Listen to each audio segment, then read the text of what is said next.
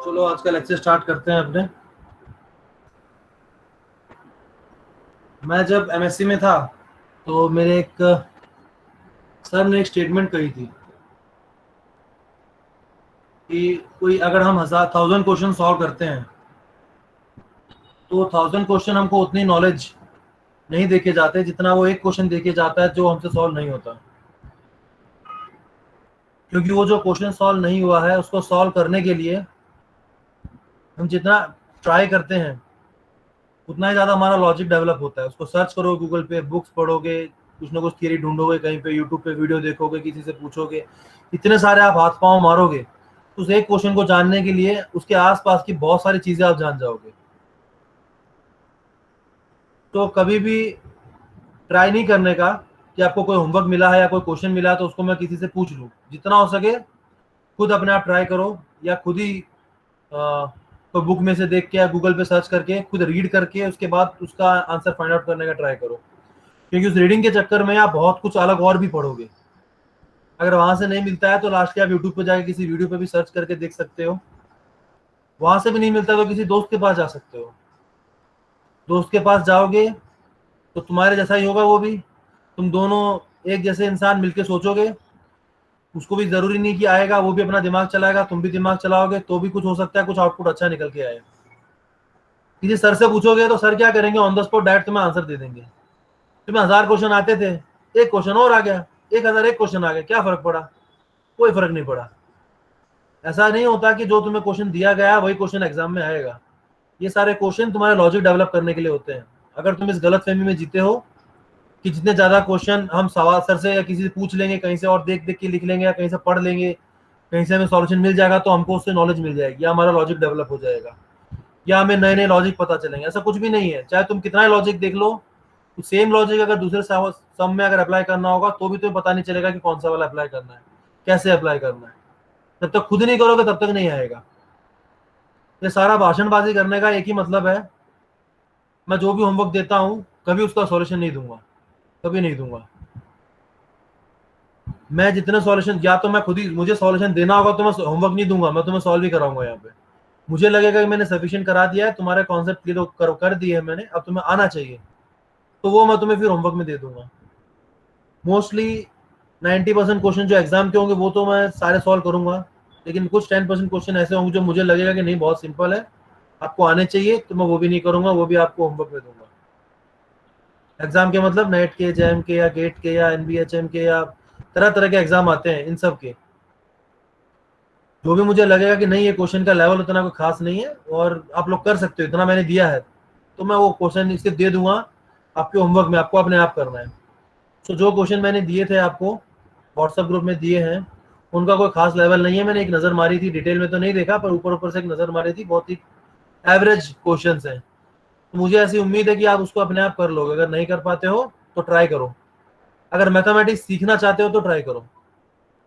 सिर्फ एक नोट्स बना ले जिसके अंदर लॉट्स ऑफ सम्स और उनका सॉल्यूशन है, उसका कोई बेनिफिट नहीं होगा, यूजलेस। ऐसे नोट्स तुम्हें हजारों मिल जाएंगी, बुक्स में सब कुछ दिया होता है, कोई फायदा नहीं इन चीजों का। फायदा सिर्फ तभी होगा जब खुद सोच के कुछ चीजों को डेवलप करके निकाल के लाओगे। कुछ अच्छा सोचते हो, आंसर कुछ और आ रहा है, तुम्हारी थिंकिंग कुछ और हो रही है, तुम्हें लग रहा है कि नहीं कुछ गड़बड़ हो रही है, ऐसे कुछ क्वेश्चन हम डिस्कस कर सकते हैं। लेकिन हर क्वेश्चन को लेके आप सर ये भी नहीं हुआ ये भी बता दो, ये भी नहीं हुआ ये भी बता दो, तो वो गलत है। मैं एक सजेशन और दे सकता हूँ तुमको, व्हाट्सएप ग्रुप में जाओ, सबका नंबर लो, एक अलग से ग्रुप बना लो अपना, और उसमें तुम चाहो तो तुम सब मिलके आपस में डिस्कस कर सकते हो। मैं उसका कोई पार्ट नहीं बनूंगा,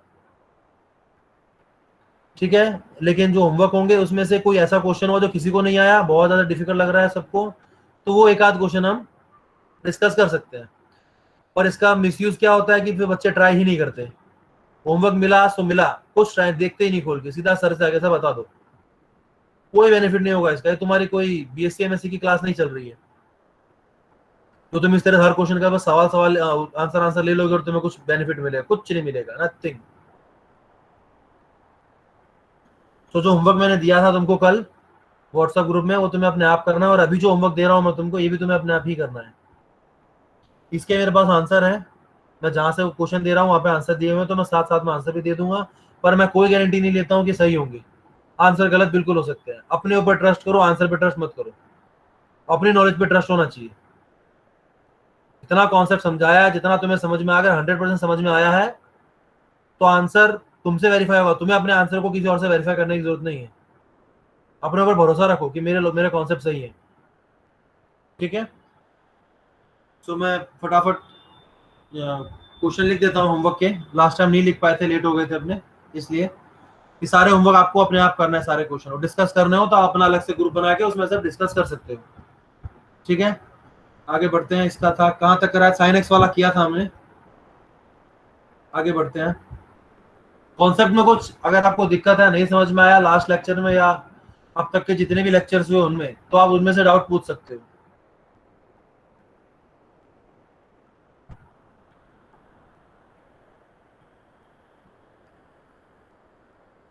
ट्राई करो, ट्राई जितना ज्यादा ट्राई करोगे उतना ज्यादा सीखोगे। आंसर मांगने से कुछ नहीं मिलेगा, कोई बेनिफिट नहीं होगा, नुकसान ही होगा तुम्हारा।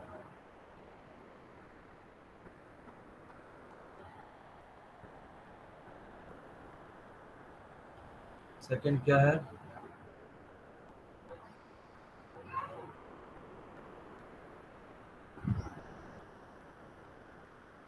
ऐसा नहीं होता है कि एक क्वेश्चन को तुम ट्राई कर रहे हो और उस क्वेश्चन को बस एक बार ट्राई किया, 5 मिनट 10 मिनट देखा, नहीं हुआ, छोड़ दिया। ऐसे करोगे तो तुम क्लास ही छोड़ दो। मैं लिख के देता हूँ, तुम कभी कुछ नहीं, मैथ्स में तुम आगे नहीं बढ़ पाओगे अगर ये एटीट्यूड रहेगा तो। तुमको तुम्हारा एटीट्यूड चेंज करना पड़ेगा, दूसरा कोई ऑप्शन नहीं है। क्वेश्चन नहीं आता उसको छोड़ना नहीं होता, उसको पकड़ लेना होता है और ट्राई करते रहो, करते रहो, करते रहो, बार बार करते रहो, सोचते रहो। तुम्हारे दिमाग में इस तरह से फिट हो जाना चाहिए वो क्वेश्चन की स्टेटमेंट कि तुम्हारे वो क्वेश्चन क्या कहते हैं, ये बुक तुम्हारे सामने हो चाहे ना हो, क्वेश्चन दिमाग में होना चाहिए। कुछ भी काम कर दिमाग में रहे क्वेश्चन, नहीं उसका आंसर क्या था। कुछ तुमने 4-5 तरीके ट्राई किए होंगे, स्टिल तुमसे सॉल्व नहीं हुआ। और क्या हो सकता है, जितना पढ़ाया उसी में से है, वो तो कंफर्म है। अगर बाहर से कुछ होता तो होमवर्क ही नहीं मिलता। मतलब जो पढ़ाया उसी में से हमारा लॉजिक नहीं चल रहा है, उसको कैसे कर सकते हैं? बस उसको बार बार डिटेल में रिपीट करते रहो, करते रहो, सोचते रहो डीपली, अपने आप आंसर आएगा। एक दिन में, 2 दिन में, 3 दिन में आंसर मिले कोई जरूरत नहीं, हफ्ता 2 हफ्ता 3 हफ्ता भी लग जाता है कभी कभी आंसर ढूंढने में। गिव अप नहीं करना है, गिव अप कर दोगे तो मैथ्स नहीं कर पाओगे। गिव अप मत करो, पकड़ के रखो उसको और बार बार ट्राई करते रहो। डेफिनेट उसी से तुम्हारा लॉजिक डेवलप होगा। अभी तक कुछ किया नहीं, अब भी कुछ नहीं करोगे तो कुछ बदलेगा भी नहीं। अगर अपना दिमाग तेज करना है, लॉजिक बढ़ाने हैं अपने दिमाग के, अपना क्या कहते हैं लॉजिकल ब्रेन स्ट्रॉन्ग करना है अगर आपको, तो आपको ये बार बार इस पर सोचना, खुद ही सोचना पड़ेगा विदाउट एनी हेल्प। तभी कुछ ना कुछ हो सकता है, वरना कुछ नहीं होगा।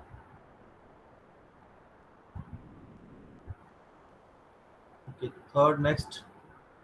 इसका आंसर मैं बाद में एक साथ लिख दे दूंगा मैं आपको, पहले मैं क्वेश्चन की स्टेटमेंट्स लिख देता हूँ।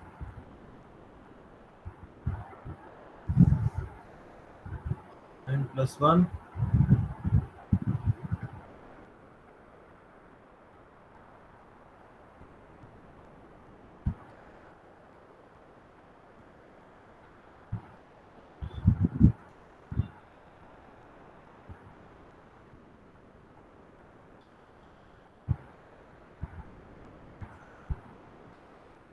साथ साथ में क्वेश्चन लिखते जाओ। मेरी लिखने की स्पीड थोड़ी कम है, साथ साथ में लिखते जाओ। और क्वेश्चन बड़े सिंपल है, आपको आंसर तुरंत मिल जाता है तो तुरंत निकाल लो इनके आंसर्स को। ऐसा नहीं होगी भाई खाना पीना खा के बैठे हैं सर, अभी तो नींद आ रही है हमको, किस टाइम पे लेक्चर रख लिया आपने। जागते रहो।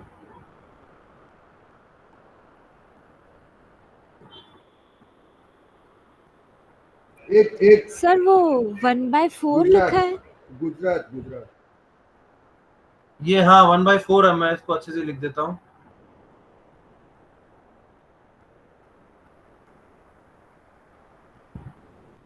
1/4 भी है n π/2। हाथों हाथ आंसर आ जानी चाहिए, कोई क्वेश्चन ऐसा है नहीं इतना टाइम लगेगा अगर आपको, तो फिर आप एग्जाम में क्या करोगे? हाथों हाथ आंसर आने चाहिए, क्वेश्चन लिखा आंसर आ गया। इतनी स्पीड बनाओ अपने दिमाग की।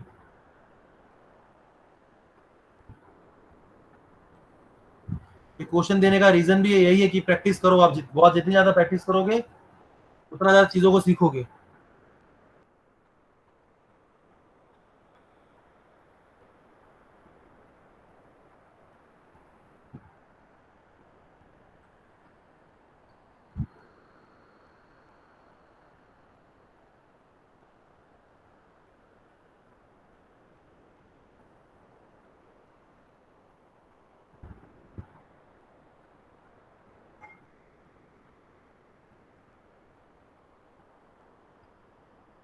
जो क्वेश्चन तुम में से किसी को नहीं आएगा और कुछ अगर मुझे लगा नहीं बताने जैसा है तो वो क्वेश्चन तुम मुझसे पूछ सकते हो।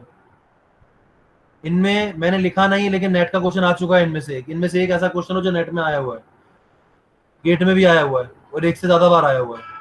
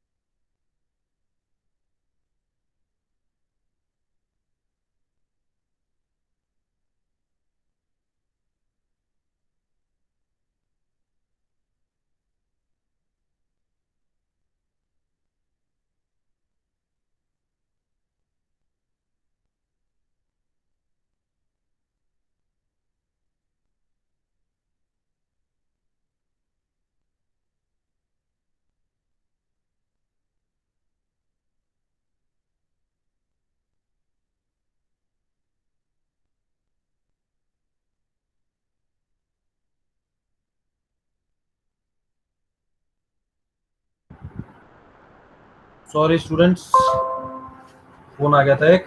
चलो अपने कंटिन्यू करते हैं।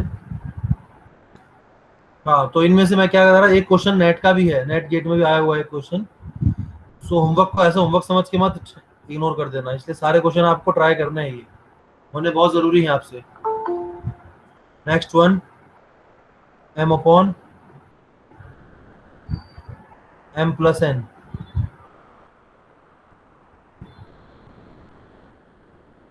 m comma n belongs to n।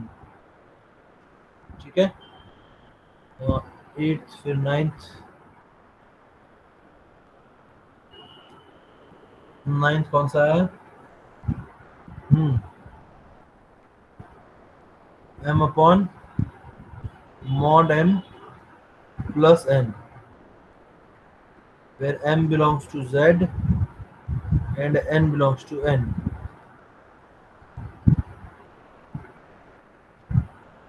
Okay, 10th, mn divided by 1 plus m plus n, m comma n belongs to n। 11th, 2 raised to minus p plus 3 raised to minus q plus 5 raised to minus r, where these p, q and r belongs to n। ठीक है, next है 12th,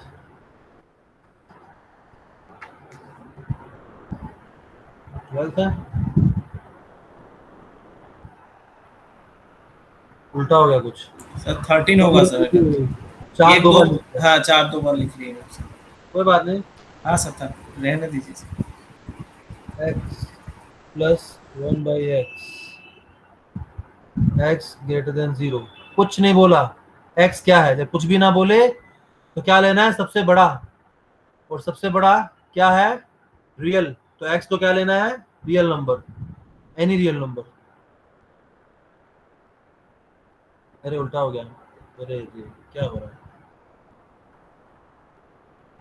कौन सा 10 11 12 13 13, 2 raise to x plus 2 raise to 1 by x. x is greater than equals to 0। Question सही है, कुछ simple भी हैं, थोड़े से एवरेज भी हैं, तो आपको ये थोड़े अपना ट्राई करने चाहिए विदाउट एनी हेल्प। ये थोड़े से स्टैंडर्ड भी हैं, आपको मिल भी जाएंगे यूट्यूब पे भी और वो भी गूगल पे भी, बट ढूंढने नहीं है, पहले खुद ट्राई करने हैं, गूगल पे बाद में। सारे नहीं मिलेंगे पर कुछ मिल जाएंगे। 14th x belongs to R such that x minus a into x minus b, x minus c, x minus d is less than 0, where a is and a is less than b, less than c, less than d। ठीक है, next 14 के बाद 13, 14, 15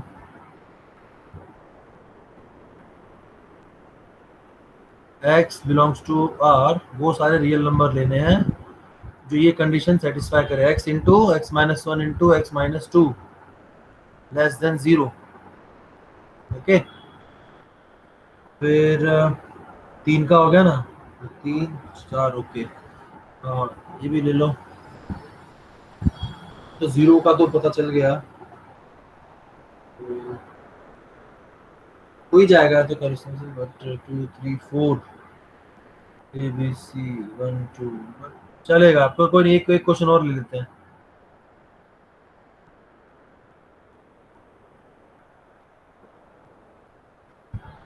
वो सारे real number चाहिए such that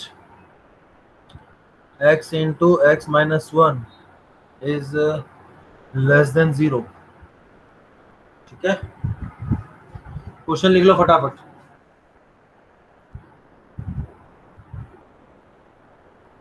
आप लोगों में से किसी को इंटरेस्ट है रिसर्च में?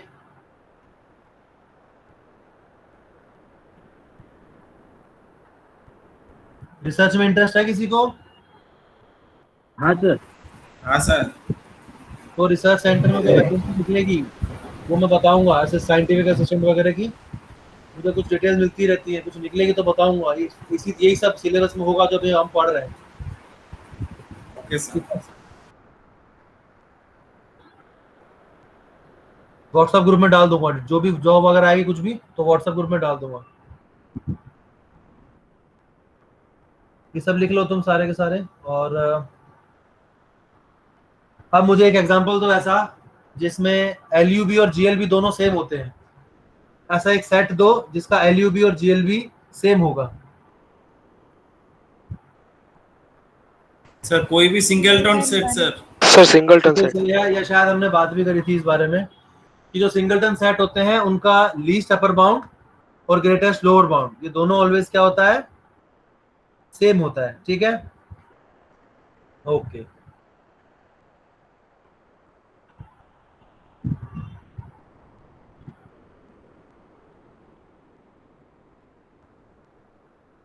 एक जरूरी तो नहीं है वैसे तो, बट लिख सकते हैं, जगह नहीं है कहीं भी। यहाँ पे लिख देता हूँ नोट में, क्या का नोट है ये, लोअर बाउंड का है ना, लिख देता हूँ एक। फिफ्थ GLB ऑफ ए और क्या है, for bounded sets A and B, क्या होगा, बाउंडेड सेट्स है A और B, किसके है, कहाँ पे सबसेट है ये, R के सेट है ये। ठीक है, GLB of A plus B, GLB of A plus B is equals to GLB of A plus GLB of B। इसको ऐसे कर लो। सो A प्लस बी का GLB क्या होगा, GLB of A plus GLB of B। अभी A plus B क्या है, A और B कोई दो सेट हैं और A प्लस बी के अंदर एलिमेंट कैसे होंगे, A के एलिमेंट्स और B के एलिमेंट्स को ऐड कर दो। x plus y where x belongs to A and y belongs to B। ठीक है, सो A और B के एलिमेंट्स को क्या कर दो, ऐड कर दो। सभी एलिमेंट्स को ऐड कर दोगे तो क्या मिल जाएगा, जो सेट बनेगा वो A प्लस बी होगा। और ये जो सेट होगा, इस सेट के लिए क्या बोला गया है, जो जीएलबी है ए प्लस बी का, किसके इक्वल होगा, GLB of A plus GLB of B. ठीक है,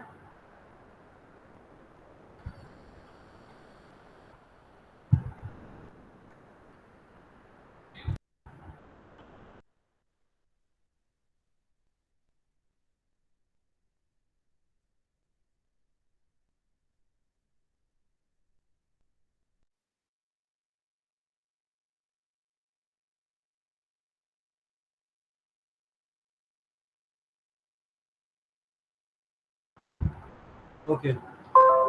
सो हाँ, तो कुछ बाउंडेड सेट के लिए क्या मिलेगा आपको। अब इसको ऐसा छोड़ने का नहीं और रटने का भी नहीं। ये जीएलबी बोला हुआ है, मैंने एलयू भी नहीं बोला। फाइंड करो LUB of A plus B क्या होगा, इसके इक्वल होगा, लेस देन होगा, ग्रेटर देन होगा, लेस देन इक्वल टू क्या होगा।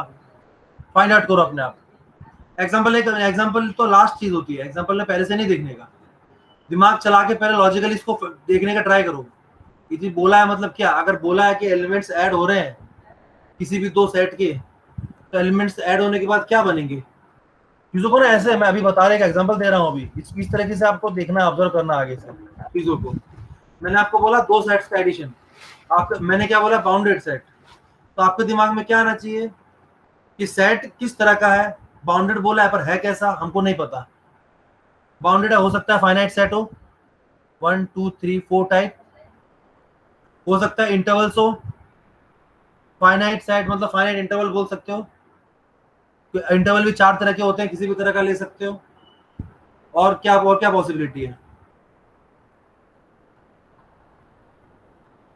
ठीक है,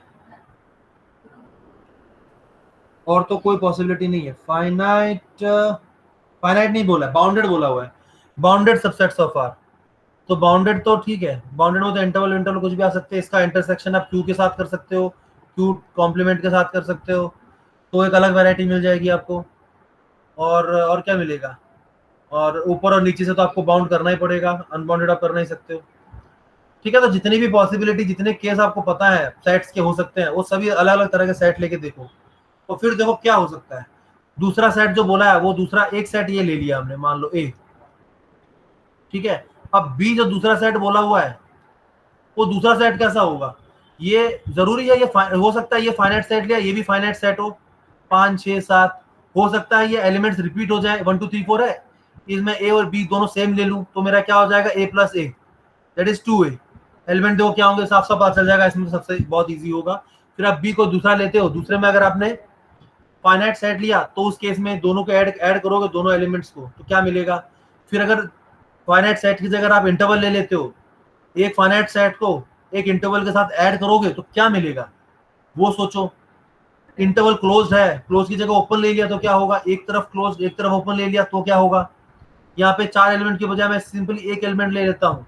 अगर मैं ले लेता हूँ एक एलिमेंट, ये है मेरा ए, दूसरा मैं बी ले लेता हूँ, मान लो कोई इंटरवल क्या लेना है, 2 2 3। अब इसको मैंने ऐड किया तो मुझे क्या मिलेगा, यहाँ पे ये तो बहुत ही सिंपल है, चलो मैं बोल भी देता हूँ इसको, ए प्लस बी करोगे तो हर एलिमेंट में 2 2 3 क्या इंटरवल है, इस इंटरवल के हर एलिमेंट में हमको 1 ऐड करना है। तो 1 ऐड करोगे तो क्या मिलेगा, इस 1 को पहले 2 में ऐड करो तो 3 हो जाएगा, इंटरवल क्लोज का क्लोज रहेगा, ठीक है। और फिर 2 के बाद जितने भी एलिमेंट है हर एलिमेंट में 1 1 1 1 1 1 1 1 ऐड करते जाओगे, और लास्ट में 3 में जब 1 ऐड करोगे तो क्या मिलेगा, 4 मिलेगा। तो ये जो इंटरवल है वो ये इंटरवल हो जाएगा। तो अगर आपने एक 1 ऐड कर रहे हो तो बेसिकली आप क्या कर रहे हो, इस इंटरवल को 1 यूनिट शिफ्ट कर रहे हो राइट डायरेक्शन में, राइट साइड में। मिल गया, सिंपल, ठीक है। एक एलिमेंट को ऐड किया तो ये मिला। अब अगर मान लो एक की जगह 2 एलिमेंट हो हमारे पास, और यहाँ पे एक इंटरवल है हमारे पास, अब इसको ऐड करो क्या मिलेगा, देखो समझ में आ रहा है। इस तरीके से अलग अलग पॉसिबिलिटी लेके अपने आप देखो, तब कॉन्सेप्ट क्लियर होगा, तब पता चलेगा अच्छा एडिशन इसको कहते हैं। क्योंकि आगे जाओगे तो आगे क्या आने वाला है, ए प्लस बी, ए और बी दे देंगे, ए प्लस बी के बारे में क्या पूछेंगे, ये इंटीरियर है क्या, इसका कॉम्प्लीमेंट किसके इक्वल होगा, इसका क्लोजर किसके इक्वल होगा, इस तरह की चीजें निकल के आएंगी। और तुमको यही नहीं पता कि ए प्लस बी होता कैसा है, जब दो सेट्स को ऐड करते हैं तो क्या होता है, क्या मिलता है हमको, तुम्हें यही नहीं पता तो फिर कैसे निकालोगे ये सब। एग्जाम में अगर ए और बी ओपन सेट है तो ए प्लस बी ओपन होगा, ए प्लस बी क्लोज होगा, तरह तरह के क्वेश्चन आएंगे ए प्लस बी में, डायरेक्ट स्टेटमेंट होती है, वो एक अलग बात है, मैं लिखवाऊंगा, लेकिन आपको पता होना चाहिए, आपको चीजों का विजुअलाइजेशन होना जरूरी है। मैं लिखवाऊंगा तो आप उसको रटोगे अपने आप, अगर आपने देख लिया तो आपको चीजें याद हो जाए, हमेशा के लिए याद हो जाएंगी, फिर कभी रटने की जरूरत नहीं पड़ेगी।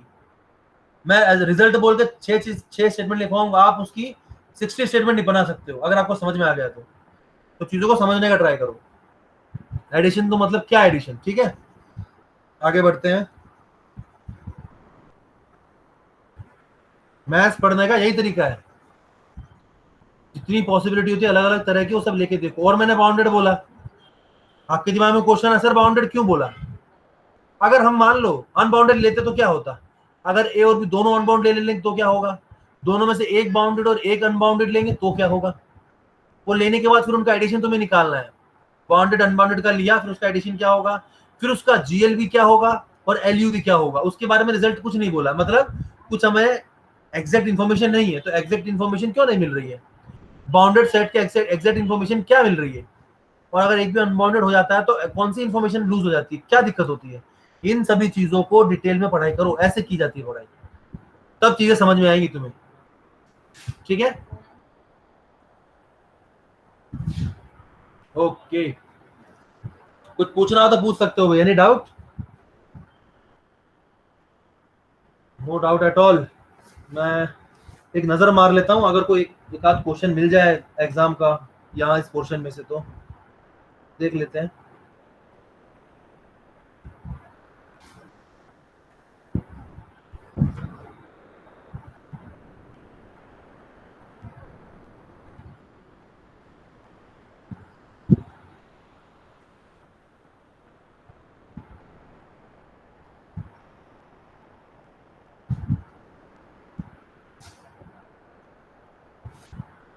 नहीं है भाई, डायरेक्ट क्वेश्चन इसमें से नहीं है, इसका यूज करके दूसरा आगे कॉन्सेप्ट भी पढ़ने पड़ेंगे, तभी आप बता पाओगे। ये क्या है, then decide which of the following are true.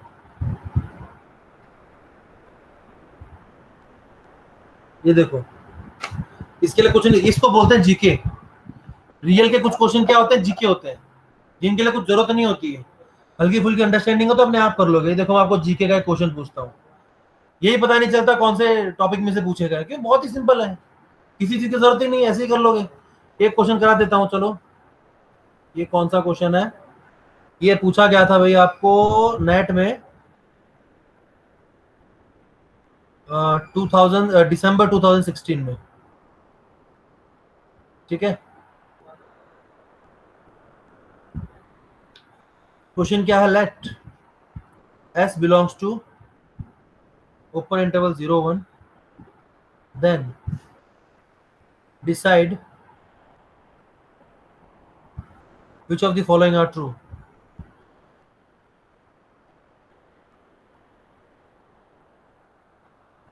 इसका भी आंसर मैं नहीं दूंगा, जितना मैंने आपको पढ़ाया है, अगर आपको उसका 10% भी समझ में आया है तो ये क्वेश्चन आपसे हो जाएगा। ये क्वेश्चन कराने जैसा नहीं है, मैं खोटा खोट फालतू में लिख रहा हूँ इसको, मैं बहुत ही सिंपल है, बट बस आपको आना चाहिए। ये देखो नेट में कभी कभी कितना सिंपल पूछते हैं, for every m belongs to n, ये देखो इनको सिंबल कैसा बनाया, देयर एग्जिस्ट आना चाहिए, there exist some n belongs to n such that, ये लैंग्वेज मैंने ये आपके क्वेश्चन में यूज की हुई है, s is greater than m by n, ठीक है। Second, for every m belongs to n there exist n belongs to n such that s is less than m by n।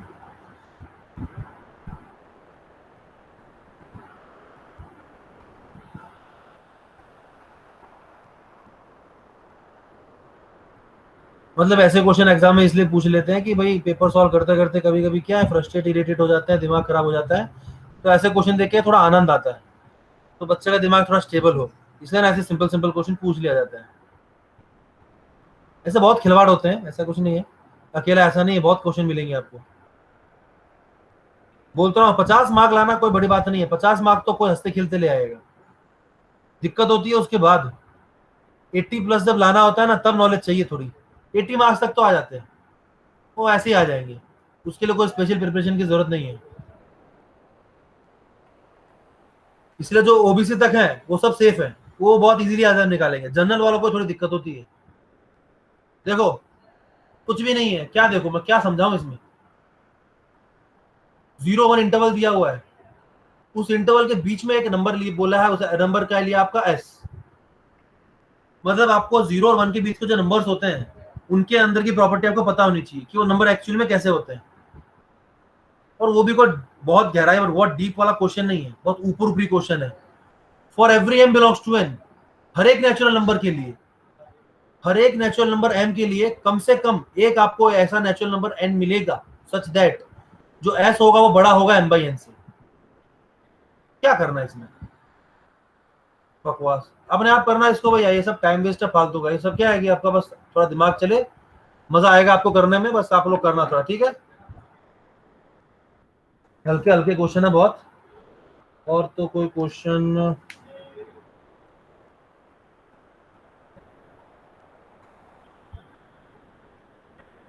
Supremum ना, हाँ ये एक question और है, 2017 में पूछा गया था, ये भी पूछते भी लिखता हूँ। क्वेश्चन लिखते रहना भी मेरे साथ में। ये क्वेश्चन आया था आपको नेट में 2017 में, दिसंबर 2017 में, ठीक है। Let R denote the set of real numbers and Q be the set of all rational number। मैं नहीं लिख रहा हूँ भाई, ठीक है, आपको पता है R और Q क्या होता है, थोड़ी लिखना होता है फालतू का टाइम वेस्ट। सीधा क्वेश्चन मेन पे आते हैं। फॉर 0 लेस और इक्वल्स टू एप्सिलॉन लेस और equals to 1/2 let A epsilon, क्या होता है A epsilon, let A epsilon be the open interval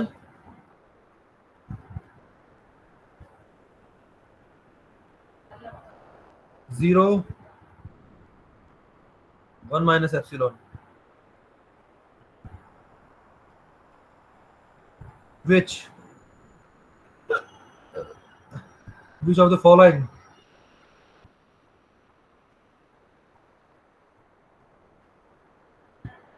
are true?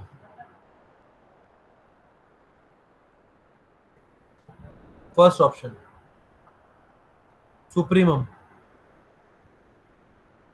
or where 0 less than epsilon less than 1/2.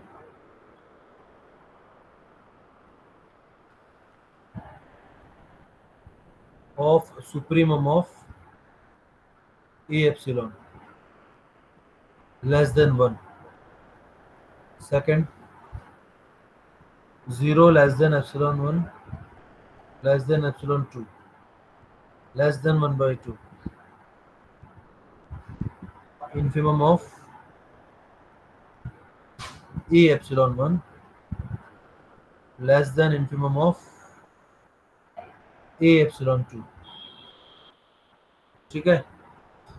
Third option, 0 less than epsilon 1 less than epsilon 2 less than 1/2 imply supremum of A epsilon 1 greater than supremum of A epsilon 2, ठीक है। फिर fourth one, supremum of, sir बोलो। Sir ये first में supremum का supremum है। हाँ supremum का सुप्रीमम है, सुप्रीमम ऑफ ए एप्सिलॉन है, जो भी आएगा आपका उसका फिर सुप्रीमम लेना है। सुप्रीमम कहाँ पे लेना है, एप्सिलॉन कहाँ बिलोंग करेगा, 0 से लेकर 1/2 में। उस 0 से ये इस एप्सिलॉन की वैल्यू को आपको चेंज करना है 0 से लेकर 1/2, और उसमें सबसे बड़ा कौन सा फिर वो देखना है आपको। सुप्रीमम का supremum, supremum of A epsilon intersection Q is equals to supremum of A epsilon intersection R minus Q. ठीक है, सो ये है आपका 2017 का दिसंबर का क्वेश्चन, और ये एमसीक्यू है, सॉरी ये क्या कहते हैं, मल्टीपल सिलेक्ट क्वेश्चन है, एक से ज्यादा ऑप्शन ट्रू होंगे इसके अंदर। और जिससे पहले वाला पूछा वो भी ऐसा ही था, एक से ज्यादा ऑप्शन ट्रू हो सकते हैं उसके अंदर भी। ठीक है, इन दोनों में, ये दोनों पार्ट सी के क्वेश्चन है, मैं लिख देता हूं, पार्ट सी के क्वेश्चन है ये, पार्ट सी, पार्ट सी। ठीक है, ये तो देखो बड़ा ही सिंपल है, तो देखने में भी अजीब नहीं है, देखने में भी अच्छा लगता है, और इसका आंसर भी अच्छा ही है, कोई इश्यू नहीं है, हो जाएगा। यहाँ पे देखो तुमको देखने में थोड़ा सा ऐसा मुझे लगता है कि तुम्हें देखने में इसको थोड़ी सी दिक्कत होगी, तुम्हें लगता होगा अरे क्या फ्रेम कर दिया ये, सुप्रीमम का सुप्रीमम, ये एप्सिलॉन क्या है, ये पहले ये एप्सिलॉन फाइंड करो, फिर उसका सुप्रीम, फिर उसका सुप्रीमम, फिर एप्सिलॉन और दो अलग अलग एप्सिलॉन दिए इन दोनों के बीच में, फिर उनके इन्फिमम की बात हो रही है, और यहाँ पे फिर यहाँ पे क्यों बोला, यहाँ पे इरैशनल नंबर बोल दिया, उनका इंटरसेक्शन, उसका फिर सुप्रीमम, हमसे तो ये एप्सिलॉन ही नहीं निकलेगा, उसका इंटरसेक्शन करके फिर सुप्रीमम कैसे निकालेंगे हम, डर जाते हो। क्वेश्चन फ्रेम करने वाले क्वेश्चन को फ्रेम इस तरीके से करते हैं कि आधे सामने वाले इंसान की हिम्मत पहले ही टूट जाए, आपकी आधी आधी हिम्मत टूट जाती है तो क्वेश्चन वैसे ही स्ट्रांग हो जाता है और आप वीक हो जाते हो, उसके बाद तो क्वेश्चन आपसे सॉल्व होना ही नहीं है क्योंकि आप वीक हो चुके हो। क्वेश्चन को देख के पहले डराओ क्वेश्चन को अच्छे से, क्या है ये, तू 2 कौड़ी का क्वेश्चन है, चुटकी बजाय कर लूंगा इसको मैं, भीतर कॉन्फिडेंस लेके आओ पहले, उसके बाद घूर के देखो उसको, फिर पढ़ो, घूर के डरा दो उस क्वेश्चन को, फिर पढ़ो उसको, पढ़ोगे तो ये सुनने में अजीब लगता है तुमको, ये मैं साइकोलॉजिकली बता रहा हूँ, बहुत बहुत ही इम्पैक्टफुल चीजें हैं ये, तो तुमको लगता है सर तो कॉमेडी कर रहे हो, कॉमेडी नहीं, मैं रियलिटी बता रहा हूँ। आपने क्वेश्चन देखा, आप लोगों में से 70-80% लोगों तो डर गए होंगे देख के, क्या सर क्या है ये, आई एम डैम श्योर डरे होंगे, हो सकता है सारे डर गए हो, लेकिन कम से कम 80% तो जरूर डरे होंगे।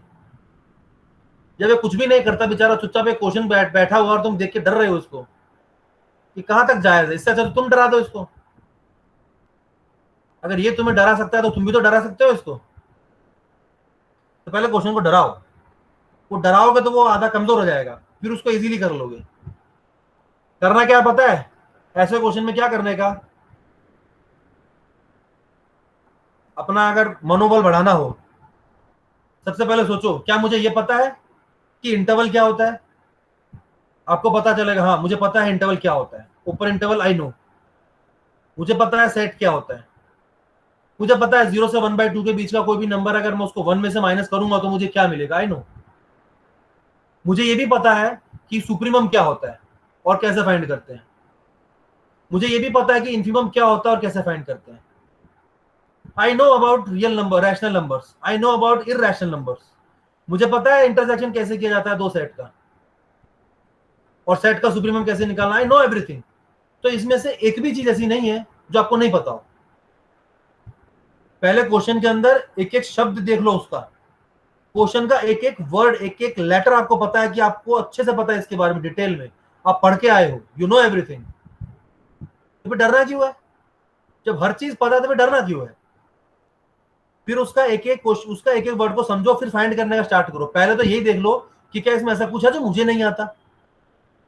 मैं आपको दावे के साथ कहता हूं एग्जाम में 90% क्वेश्चन में आप ये देखोगे कि क्वेश्चन में जितना भी पूछा हुआ है उसका आपको 100% चीजें आपको पता है, 90% क्वेश्चन आपको ऐसे मिलेंगे, सब कुछ पता है आपको उसके बारे में, लेकिन फिर भी आप नहीं कर पाते हो।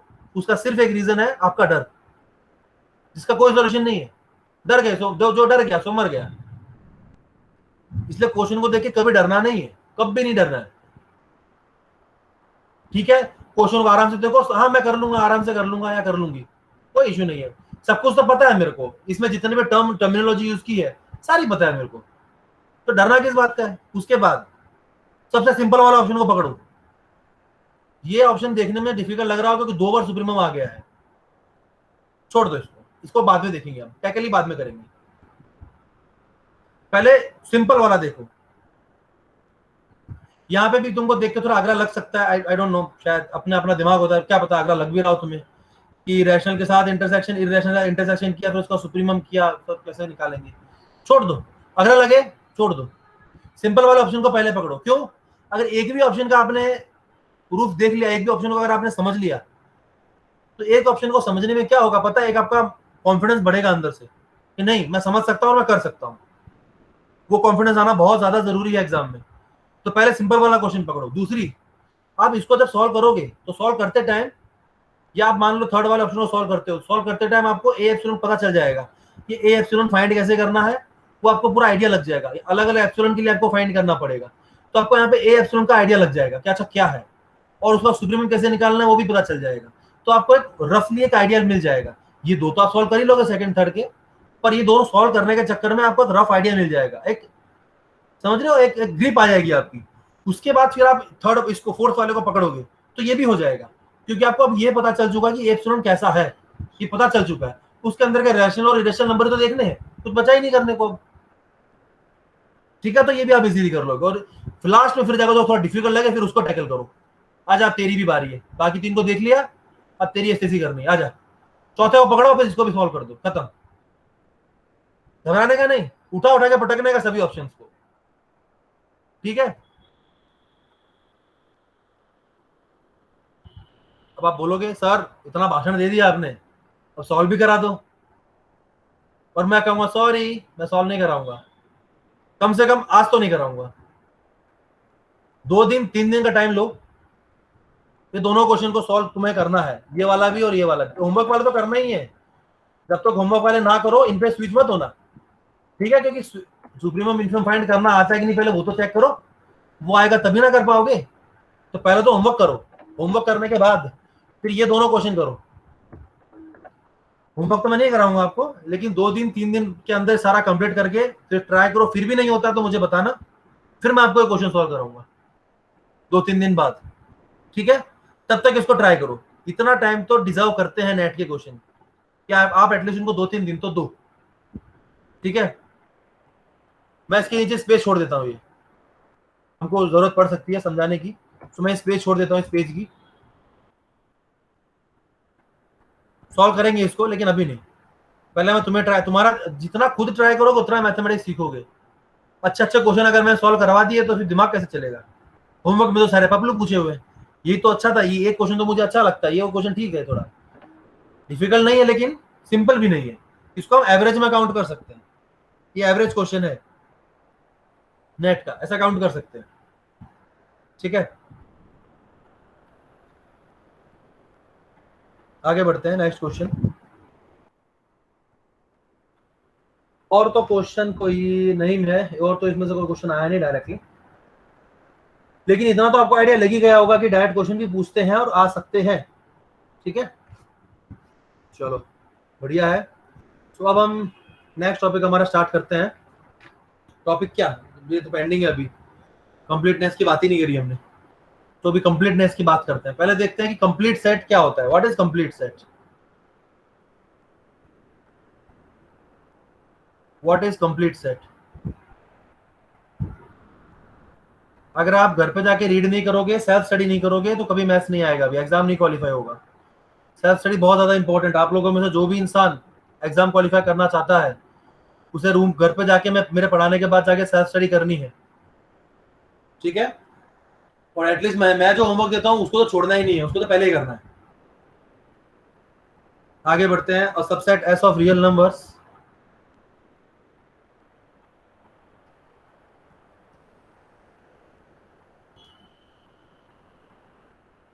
a subset S of real numbers is said to be complete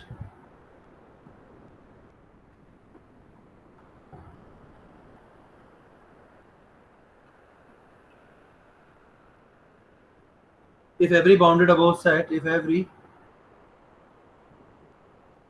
bounded above, if every bounded above subset of S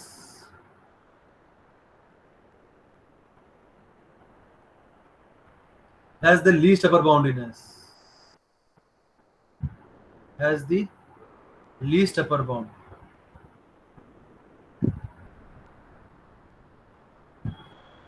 in S. ठीक है, क्या मतलब है इसका? आप रियल नंबर्स का कोई भी सबसेट लेते हो एस, इस एस को हम कंप्लीट कब कहेंगे? मतलब एस मतलब रियल नंबर्स के किसी भी सेट को, रियल नंबर्स हो ऐसे किसी भी सेट को हम कंप्लीट कब कहेंगे? जब इस सेट का एवरी बाउंडेड अबोव सबसेट, ऊपर देखो, एवरी बाउंडेड अबोव सबसेट, जितने भी बाउंडेड अबोव सबसेट हैं जो ऊपर से बाउंडेड है, इसके वो सबसेट जो ऊपर से बाउंडेड है, उन सब का has the least upper bound in S, उनका जो एलयूबी है वो एस के अंदर ही हो।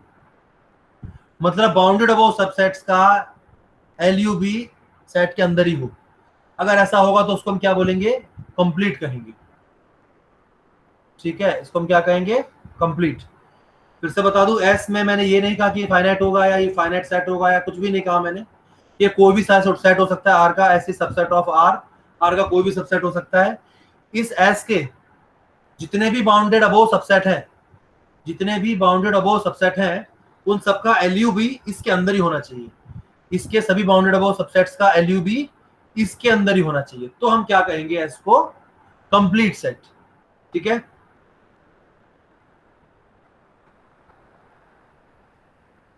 अब यहां से निकल के आता है कंप्लीटनेस एक्सियोम। तो अब हम रिजल्ट्स लिख देते हैं। अब हमको रिजल्ट करने होंगे काफी सारे। तो रिजल्ट्स, फर्स्ट वन, इसको बोलते हैं completeness axiom.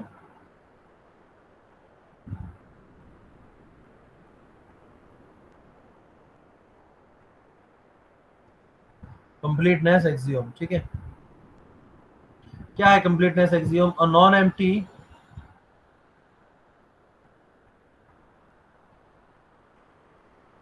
Bounded above subset, a non-empty bounded above subset of R has a supremum, has a supremum.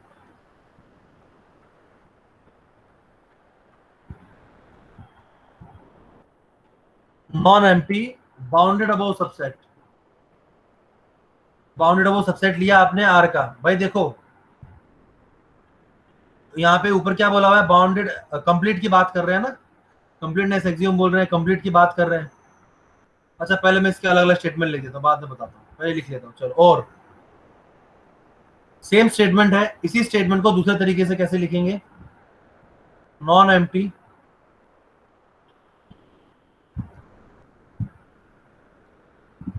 Bounded below.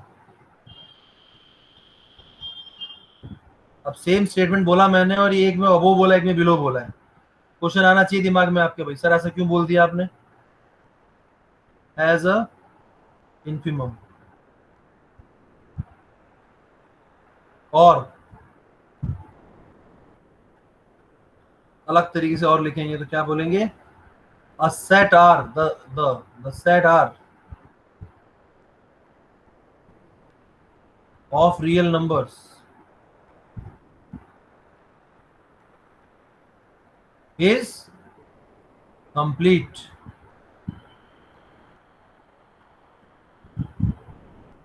ठीक है, देखो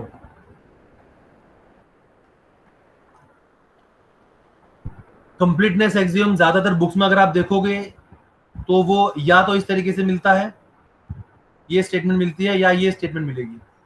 मेजोरिटी ये स्टेटमेंट मिलेगी, और कहीं कहीं पे ये वाली स्टेटमेंट भी मिलती है। ये स्टेटमेंट आपको बहुत कम मिलेगी। लोग बाउंडेड बिलो वाली ज्यादातर नहीं लिखते, नहीं बोलते, ऑब्वियस समझते हैं इसको, इसलिए नहीं बोलते हैं इसको। तो कंप्लीट सेट जो मैंने डिफाइन किया उसमें मैंने आपको एवरी बाउंडेड अबोव सबसेट बोला।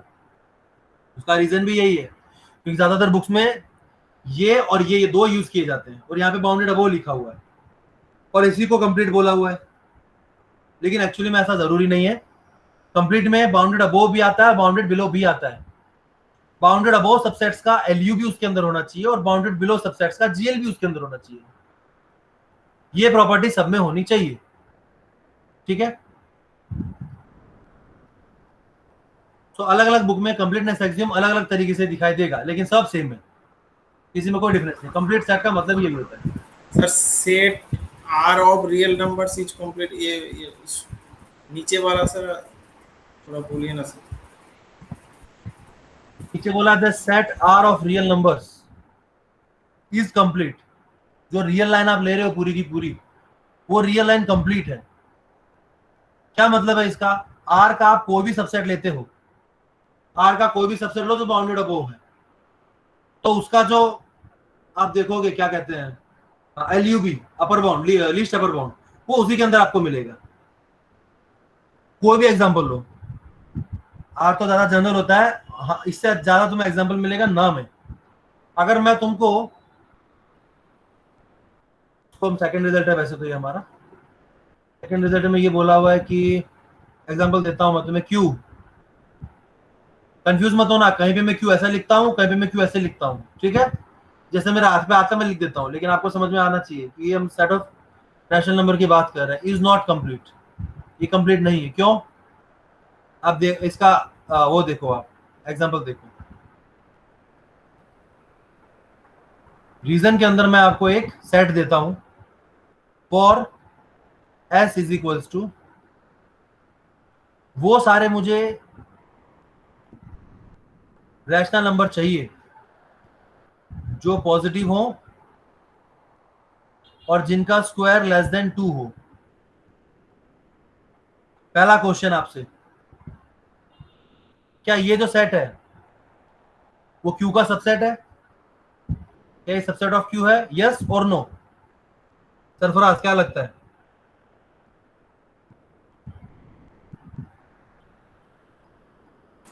सर इरेशनल नंबर भी तो रहेगा। मैंने क्या पूछा आपको? क्वेश्चन को ध्यान से देखो। मुझे सिर्फ रैशनल नंबर ही चाहिए, ये रैशनल की मैं बात ही नहीं कर रहा। मुझे सिर्फ रैशनल नंबर चाहिए जो पॉजिटिव हो और जिनका स्क्वायर लेस देन 2 हो, जिन रैशनल नंबर्स का स्क्वायर लेस देन 2 हो, मुझे वो नंबर चाहिए। तो क्या ये सेट क्यू का सबसेट होगा? यस और नो? हाँ सर। इसमें डाउट होना ही नहीं चाहिए, क्योंकि मैं तो एलिमेंट यहीं पे ये बोल ही रहा हूं मैं आपको कि रैशनल नंबर लेने हैं। जब लेने ही रैशनल नंबर है तो रैशनल नंबर सबसेट तो होगा ही ना, ऑब्वियस हो गया। तो यस सर। ठीक है। नाउ अब इसका वो निकालना है हमको, क्या कहते हैं अपना सुप्रीमम। सुप्रीमम क्या होगा इसका बताओ?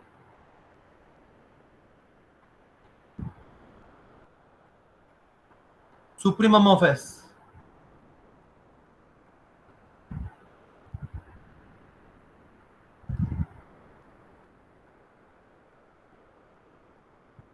क्या होगा? सुप्रीमम इसका सुप्रीमम निकालने से पहले ये हमको अच्छे से पता होना चाहिए कि ये सेट क्या है। सेट पता होगा तभी सुप्रीमम निकालोगे ना, वरना कहां से निकालोगे? ठीक है, तो बताओ इसका सुप्रीमम क्या होगा? √2। √2 होगा। कैसे भाई? सर क्योंकि सुप्रीमम सेट में हो ये जरूरी नहीं है ना।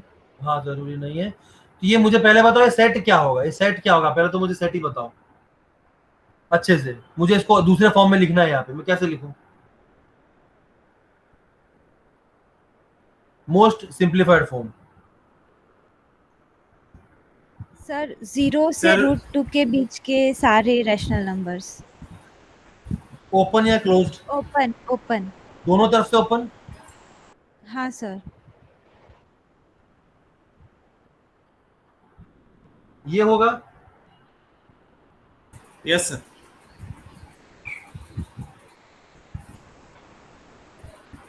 ध्यान से देखो, क्या यही होगा? हाँ sir. Rohan sir Agarwal, intersection क्यों लगाया? तुम्ही ने कहा ना, सर तुम्ही ने कहा मैंने मुझे नहीं रैशनल बोला। नंबर चाहिए। हाँ, मतलब इंटरसेक्शन क्यों, मैंने तो सर। हाँ बोलो। सर सिर्फ तो रेशनल नंबर ही लेना है तो इंटरसेक्शन ठीक ठाक है। हाँ सर हाँ। ठीक है ना रोहन अग्रवाल? हाँ सर, सही क्या है। ये सही लिखा हुआ है? हाँ क्या हो गया भाई जैनिल?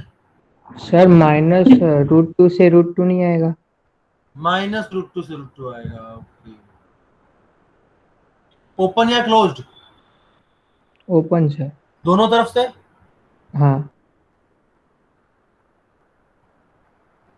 सर लेकिन sir x x greater greater 0 than दिया b हुआ है। हाँ हाँ सर, नहीं आएगा सर, नहीं आएगा, चलो ग्रेटर देन समझ में जी। आ गया, तो चलो इसको हटा देते हैं।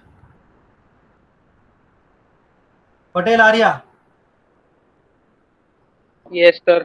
तुमसे आखिरी उम्मीद है भाई, क्या ये सही लिखा हुआ है? हाँ सर, सही लिखा है।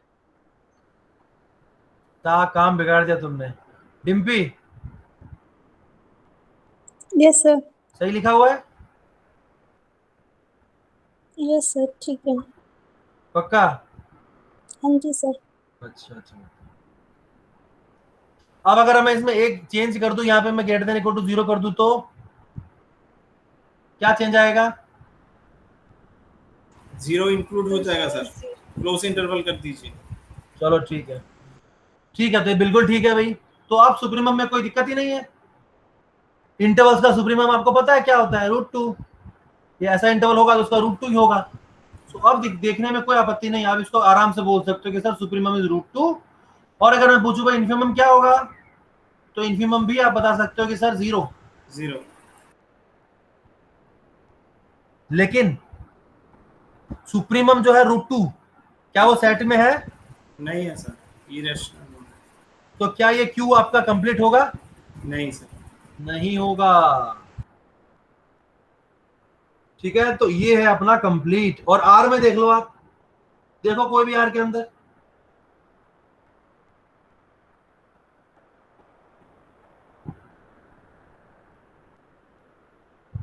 यहां पे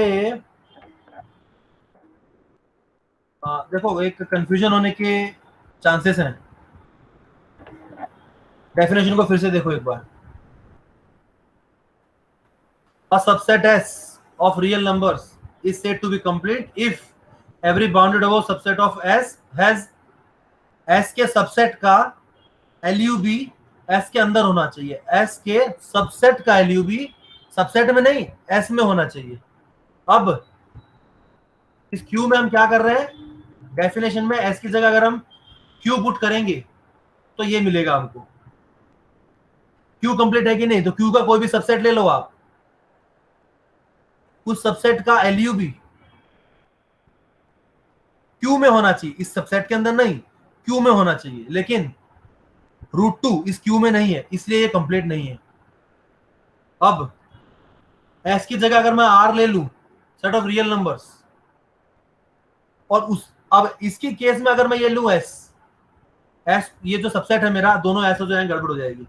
ये एस है, ये एस है। अब आप बोल सर दोनों एक ही से ऐसा, ऐसा नहीं है, ऐसा नहीं है। इसको हटाओ, इसको एस नहीं बोलना मेरे को, फिलहाल के लिए इसको रहने दो। एस मेरा आर है, आर का सबसेट लिया मैंने ये, इसका सुप्रीमम क्या है? √2। √2 आर के अंदर है? हाँ है। तो इसका सुप्रीमम और इन्फीमम दोनों आर में है, तो आर क्या है आपका? कंप्लीट तो होना ही है। अब इसी तरीके से आप कोई भी सबसेट ले लो, आप सोच के देखो, आप हम बात क्या कर रहे हैं? हम पूरे रियल लाइन की बात कर रहे हैं। तो रियल लाइन में कोई भी सबसेट लोगे, उसका आखिरी पॉइंट जो भी होगा या पहला पॉइंट जो भी होगा वो आर पे ही तो होगा, आर को छोड़कर जाएगा कहां? है कि नहीं? इसका मतलब क्या हुआ? Are is complete. कंप्लीट का मतलब कोई भी सबसेट ले लो आप, जो आपके मन में है कुछ भी, तो पॉइंट होगा। अगर एग्जिस्ट करेगा एलयूबी जीएलबी तो सेट पे ही होगा, बाकी कहां जाएगा? हाँ, अगर हम आर का ये आर, हमने आर लिया और इस आर में से हम क्यू की बात कर रहे हैं, क्यू कंप्लीट है कि नहीं है? तो अब इसमें पॉसिबिलिटी क्या है कि सुप्रीमम और इन्फीमम क्यू को छोड़ के बाकी पहुंच जाए। बाकी का मतलब क्या? इर्रेशनल नंबर हो जाए। पॉसिबिलिटी है, क्योंकि क्यू के अलावा भी कुछ है, पर आर के अलावा तो कुछ है ही नहीं। आर तो सबसे बड़ा सेट है, आर तो आपके केस में भी समझ लो यूनिवर्सल सेट है। तो एलयूबी जीएलबी जो भी नंबर होगा, कुछ भी रैशनल इरेशनल पाई ई फलाना डिमका, सब आर के अंदर ही तो होना है, बाहर का जाएगा? कॉम्प्लेक्स में थोड़ी पहुंचा सकते हो भाई। स्टडी कर रहे हो रियल नंबर पे, तो कॉम्प्लेक्स में थोड़ी पहुंचाओगे कुछ। समझ में आ रहा है? आर इज क्यों आर कंप्लीट है? सरफराज यस सर समझ गए क्लियर हो गया? एकदम एकदम क्लियर? हाँ सर क्लियर। किसी और को कोई भी डाउट हो 0.1% भी तो पूछ सकते हो। Rohan Agrawal, any doubt? No sir. शर्माना मत भाई, किसी को भी कोई भी डाउट हो तो बिंदास पूछना।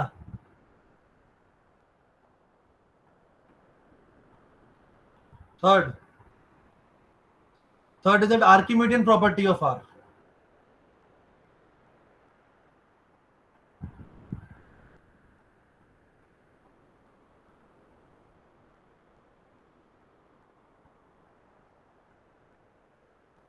ये भी बड़ी इंपॉर्टेंट मानी जाती है भाई।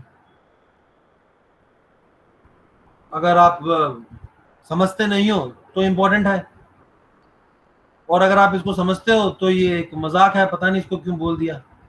बहुत ही आसान है भाई। Let x, y belongs to r plus,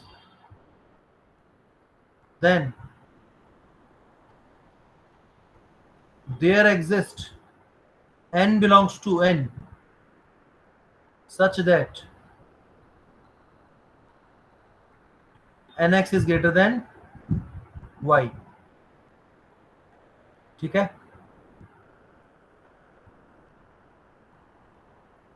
एक मिनट, पेन कभी कभी स्टॉप हो जाता है, चलता नहीं है। दिख रहा है सर्कल, दिख रहा है गोल गोल गोल गोल घूम रहा है। ये पेन नहीं चल रहा है मेरा, इसलिए बहुत नाटक होता है। आर प्लस का क्या मतलब है? आर प्लस का मतलब पॉजिटिव रियल नंबर्स। ठीक है? अब क्या बोला है कि कोई भी दो पॉजिटिव रियल नंबर लेते हो आप, मतलब जीरो नहीं लेना है हमको। पॉजिटिव में जीरो नहीं आता, zero is not positive. So greater than zero, मतलब इसका मतलब यूं, open zero to infinity, x y यहां से आए हैं, इसी को आर प्लस बोला जाता है। ठीक है? Now x y belongs to R plus, then there exist n belongs to n. एक ऐसा नेचुरल नंबर n मिलेगा आपको such that nx will be greater than y। मिलेगा ही मिलेगा। कर लो कोई भी फिक्स जो आपके मन में आती है, कर लो। x को विजुअलाइज ही करना है ना आपको। देखो ये सारे पॉजिटिव नंबर होंगे n, तो ये क्या बोला हुआ है कि nx is greater than y। अगर मैं ऑलरेडी ऐसा केस ले लूं जहां पे x ग्रेटर देन y है, तो डेफिनेटली अब मैं एक तो पहले से x बड़ा है y से, ऊपर से मैं x को n से मल्टीप्लाई कर देता हूं जो कि पॉजिटिव नंबर है, तो x जो नंबर है उससे भी बड़ा हो जाएगा। nx is greater than x, nx is greater than equal to x, and this is greater than y। तो obviously nx is greater than y। अगर x ग्रेटर देन y है तो nx तो ग्रेटर देन y होगा ही। कुछ बात ही नहीं है, बोलने जैसा कुछ है ही नहीं इसके अंदर तो। ठीक है? नाउ अगर x इज क्या कहते हैं लेस देन y है तो क्या होगा? मान लो x तुम्हारा है 1, बहुत छोटा नंबर है। y को ले लो, तुमने ले लिया 1000, बहुत बड़ा नंबर है। x is less then y, बहुत ही क्लियर। अब ये ऐसा बोल रहा है कि there exist some natural number, एक ऐसा नेचुरल नंबर मिलेगा जो इस x को बड़ा बना देगा y से। ऑब्वियसली मिलेगा। क्या लेना है आपको? यहाँ 1000 बोला हुआ है, आप 2000 ले लो, n की वैल्यू 2000 ले लो, तो 2000 into x is greater than or equals to नहीं, second greater than y।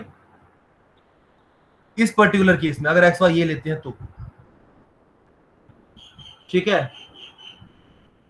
और कोई, मैंने ये नहीं कहा कि y और x आपके इस ऐसे इंटीजर ही होने चाहिए, कोई जरूरी नहीं है। हो सकता है पॉइंट में भी हो सकता है ये आपका कोई 1000.98 हो, पॉइंट में ले सकते हो, फ्रैक्शन में ले सकते हो, रैशनल ले सकते हो, इरैशनल ले सकते हो, कुछ भी ले सकते हो भाई, मर्जी है तुम्हारी। आर प्लस की बात है, जो मन में ले लो, क्या फर्क पड़ता है। अब मैं क्या करूंगा, मैं इन जनरल बताता हूं आपको। n क्या लेना है आपको, such that nx will be greater than y. ठीक है, x छोटा है लेकिन n ऐसा मिलेगा जिसको अगर मैं x से मल्टीप्लाई करूं तो nx मेरा बड़ा हो जाएगा। अगर आप इसको देख पा रहे हो तो इसमें कुछ इतना बोलने वाली चीज नहीं जितना मैं बोल रहा हूँ, ये बहुत ही सिंपल सी चीज है। हाँ होगा, एन इन्फिनिट तक पॉसिबल है लेना, कुछ भी ले सकते हो, जो मन में ले लो। तो ये जितना छोटा होगा, ये जितना भी बड़ा है, इस एन को इतना बड़ा कर दो कि ये एक्स जो है और बड़ा हो जाए, ऑब्वियस है। ठीक है, बट स्टिल अगर आपको थोड़ा और चाहिए तो हम ऐसा कर सकते हैं।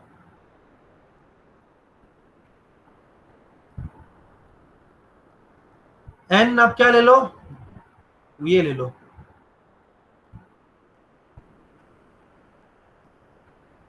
Ceiling function of Y. ये वाई कुछ भी हो सकता है, रैशनल, इरेशनल, इंटीजर, कुछ भी। ठीक है, अगर मान लो पॉइंट में है तो उसका उससे जो बड़ा वाला इंटीजर होगा वो ले लिया।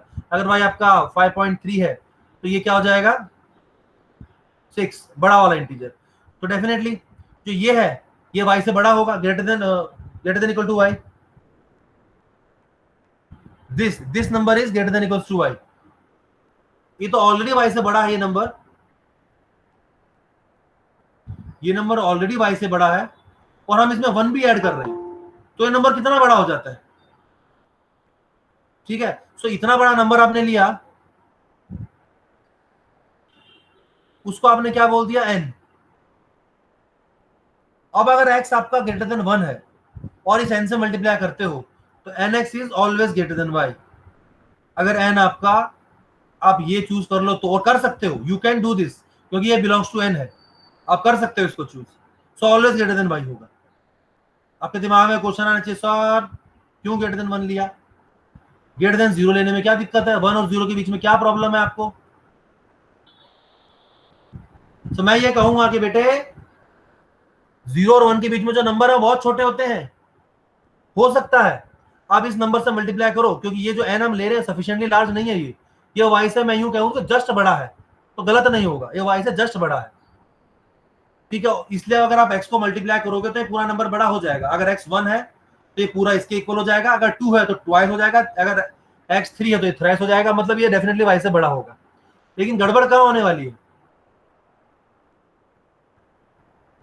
अगर मैं x को 0 और 1 के बीच में ले लूं तो 0 और 1 के बीच में जो नंबर्स हैं वो ऑलरेडी बहुत छोटे होते हैं, उसको मैं इस n से मल्टीप्लाई करूं तो हो सकता है कि मल्टीप्लाई करने के बाद भी वो y से छोटा ही रहे,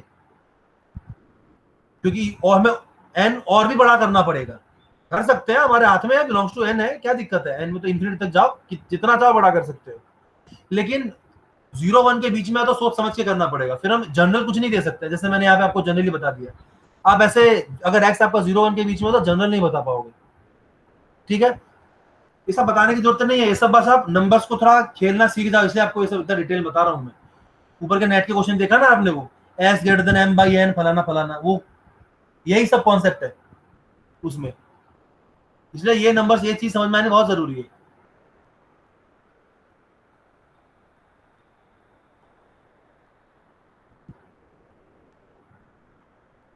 okay, so nx is greater than y। यहाँ पे किसी को कोई भी डाउट हो तो पूछो, एनी डाउट पूछो, एक आध एग्जांपल और ले लें, कोई दिक्कत नहीं है, समझ में आना चाहिए भाई। स्पीड मैटर नहीं करती, नॉलेज मैटर करती है, हमको समझ समझ के आगे बढ़ना है। समझ में आ रहा है सबको? Yes sir. Yes sir. Yes तो आगे सर। बढ़ते हैं। Yes sir. सॉरी, नोट लिखना पड़ेगा अभी, यहाँ पे नोट तो लिखने पड़ेंगे, कैसे बात बनेगी अदरवाइज। नोट, फर्स्ट नोट,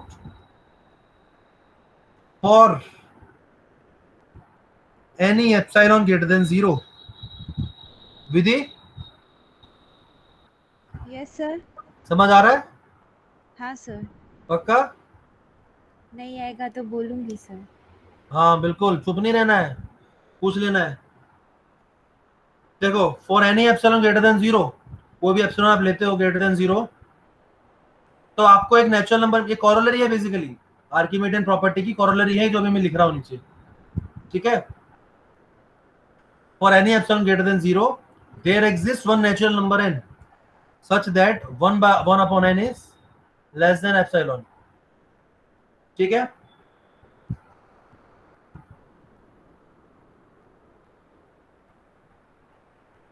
यहां पे देखो इसको,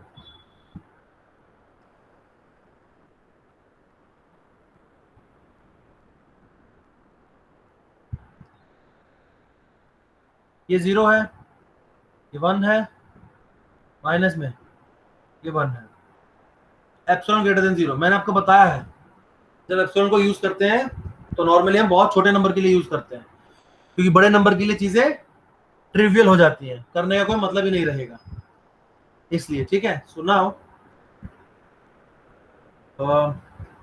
एप्सिलॉन ग्रेटर देन 0, सो 0 के नजदीक लेके आना है। मान लो यहाँ पे आपने एप्सिलॉन ले लिया, तो for any epsilon greater than 0, चाहे कितना ही छोटा हो, there exist n belongs to n such that 1 upon n is less than epsilon. मतलब एक ऐसा नेचुरल नंबर n मिलेगा आपको जिसके लिए 1 अपॉन n क्या होगा, इस एप्सिलॉन से भी छोटा होगा। और ये बहुत ऑब्वियस है। क्यों ऑब्वियस है? 1 अपॉन n बेसिकली क्या होता है, 0 पे कन्वर्ट कर रहा है। क्या मतलब है, n की वैल्यू जैसे जैसे आप बढ़ाते जाओगे वैसे वैसे 1 अपॉन n 0 के क्लोज जाएगा। तो ये एप्सिलॉन 0 से जितना भी क्लोज हो, आपको n को क्या करना है, सफिशिएंटली लार्ज ले लेना है।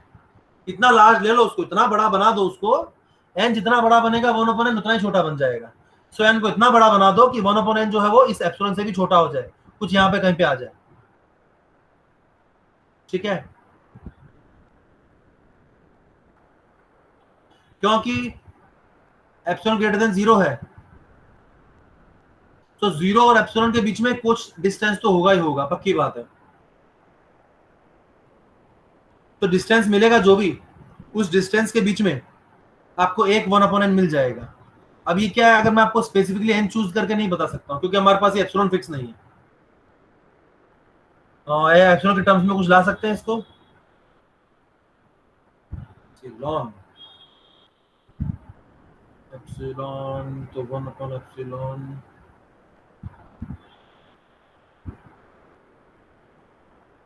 नहीं दिमाग में नहीं आ रहा मेरे, कुछ और कुछ स्पेसिफिकली मैं आपको n नहीं बता पा रहा हूँ, लेकिन आप फाइंड तो कर सकते हो। ये तो मुझे ऐसा लग रहा है कि ऑब्वियस सी चीज, उतना डिफिकल्ट तो नहीं होगा। सरफराज पता चल रहा है ना, 0 एप्सिलॉन के बीच में कोई एक n मिले, 1 अपॉन n मिलेगा आपको, पक्की हाँ बात सर, है। विजुअली तो बहुत अच्छे से। सर हाँ बोलो। सर इसे ऐसे मतलब कह सकते हैं कि अगर मतलब सर उससे थोड़ा इजी हो जाएगा कि 1 से जो n मल्टीप्लाई एप्सिलॉन है वो 1 से बड़ा हो जाएगा, उस तरह सर ले तो सर आप कह पाएंगे सर उससे? मैं ऐसा नहीं समझा, फिर से बताओ। सर जो 1/n हाँ वो स्मॉलर देन एप्सिलॉन है ना, हाँ तो सर जो n इस तरफ जाएगा तो एप्सिलॉन से मल्टीप्लाई हो गया। हाँ हाँ, तो सर एप्सिलॉन की वैल्यू हम जितनी भी मतलब कितनी भी ले ले 0.0001, तो n उससे बड़ा डिजिट तो हो ही जाएगा कि जिससे हमें उनका मल्टीपल 1 से ज्यादा मिल जाए, ऐसे सर। हाँ, तो ये बात बिल्कुल ठीक है भाई, ऐसा तो हम बता सकते हैं। तो सर थोड़ा अच्छे तो से अगर आप मतलब बहुत छोटा नंबर लेते हो, मान लो अगर आप एप्सिलॉन को ले लो 0.001 एग्जांपल के लिए, हाँ सर। तो अगर आप एप्सिलॉन का यहाँ पे 0.001 लोगे तो n क्या लेना पड़ेगा आपको, जितने डिजिट है वो देख लो, 3 है, यहाँ पे इसको 1000 से मल्टीप्लाई करो या 10,000 से कर दो, तो डेफिनेटली सीधा सा ये 1 से बड़ा हो जाएगा। ठीक है, तो ऐसा ये n इतना बड़ा आप चूज कर सकते हो कि जितना भी छोटा हो इसको आप 1 से बड़ा कर ही दोगे इजीली। ठीक है, ऐसा देख सकते हो, कोई इश्यू नहीं है। समझ में आ गया ना, समझ में आना जरूरी है, समझ में आ गया ना जैनिल, समझ में आया? यस सर, आ गया। Avni yes sir. समझ आ रहा है? हाँ सर। चलो ठीक है, आगे बढ़ते हैं।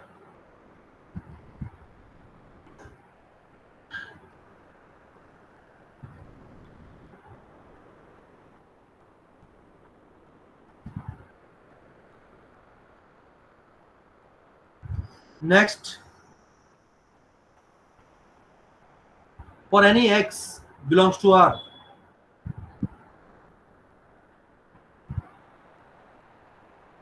for any x belongs to R, there exist n comma m belongs to z, ऐसे आपको इंटीजर्स मिलेंगे दो, such that m less than x less than n। क्या मतलब है इसका? कोई भी रियल नंबर लो, ऑब्वियस है, कोई भी तो रियल नंबर लोगे, तो दो क्या एक, कोई भी रियल नंबर लोगे तो आपको दो ऐसे इंटीजर मिलेंगे जिनके बीच में एक्स लाई करेगा, ऑब्वियस है। क्या दे सकते हो कौन से? जो एक्स होगा ये क्या होगा आपका, इसको आप एन ले लो, इसको आप एम ले लो, तो हो गया ये एम लेस देन एन, क्योंकि this is less then x less than this. ये बेसिकली आप इसको इक्वलिटी दे सकते हो, ये इक्वल होता है। सो आप इसको एक काम करो, इसको +1 कर दो और इसको -1 कर दो, बात खत्म। तो अब यहाँ पे स्ट्रिक्ट इनइक्वालिटी भी आ जाएगी, आप इजीली फाइंड कर सकते हो। कोई भी नंबर आप ऑरली एग्जांपल लेके भी देख सकते हो। 5.3 तो 5 और 6 के बीच में है, 6.9 6 और 7 के बीच में है। कोई भी इंटीजर लोगे आप, कोई भी रियल नंबर लोगे आप, वो दो इंटीजर्स के बीच में होगा ही होगा, इसमें कोई ज्यादा परेशानी वाली बात नहीं है। टिम्पी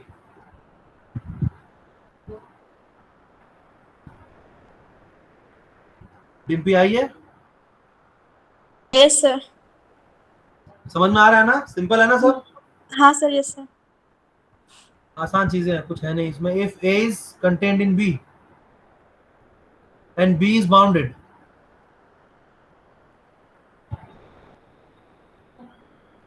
इसका मतलब ए के बारे में क्या कह सकते हो, देन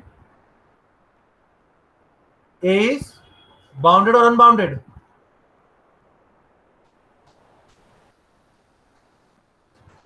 बाउंडेड, पक्की बात है, बी बी बी तो बाउंडेड है तो उसका अंदर है तो होगा ही। बाउंडेड है, देखो बाउंडेड सेट के अंदर है, सीधी सी बात है। बाउंडेड के अंदर अनबाउंडेड थोड़ी हो जाएगा। अगर बाउंडेड सेट है मतलब ऊपर से और नीचे से बाउंड लगा हुआ है, तो उसके अंदर कोई भी सेट लोगे आप, तो वो जो बी का बाउंड है वो ए पे तो काम करेगा ही करेगा। हो सकता है ए का बाउंड और भी छोटा हो जाए, पर छोटा हो ना हो बी के बाउंड तो उस पर काम करने ही वाले हैं, ठीक है। सो ए इज बाउंडेड। अब इसी का फायदा उठा के हम एक नोट दे देंगे यहाँ पे फटाक से। क्या नोट दोगे, जीएलबी, जीएलबी ऑफ बी। मैं नहीं बताऊंगा, मैं आप लोगों से पूछता हूँ इनके बीच में क्या रिलेशन होगा। GLB of b, GLB of b बोला है तो ए, फिर LUB of a, LUB of b. इन चारों के बीच में क्या रिलेशन है, कौन सा किससे बड़ा है किससे छोटा है बताओ। मैं पूछूं तो किससे पूछा है, नील यस सर। सबसे बड़ा कौन सा होगा इनमें, sir LUB of B. LUB of B. और सबसे छोटा, सर सबसे छोटा होगा जीएलबी ऑफ बी। और जो जीएलबी ऑफ ए है वो किस किस से छोटा होगा, सर वो एलयूबी ऑफ ए से छोटा होगा और जीएलबी के बी से बड़ा होगा। मैं बात कर रहा हूँ जीएलबी ऑफ बी की, ए की, जीएलबी ऑफ ए की, ये किस किस से छोटा होगा, फिर से बोलो। सर ये एलयूबी ऑफ ए और एलयूबी ऑफ बी से छोटा होगा। हाँ, आई थिंक समझ में आ गया होगा, कोई बहुत डिफिकल्ट चीज नहीं है।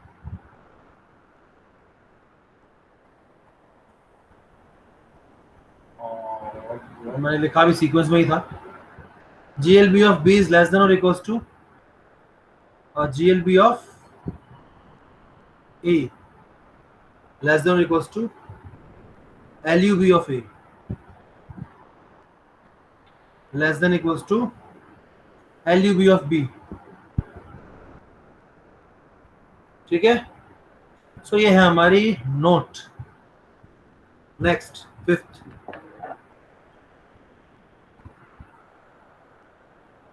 let A and B are two non-empty subsets.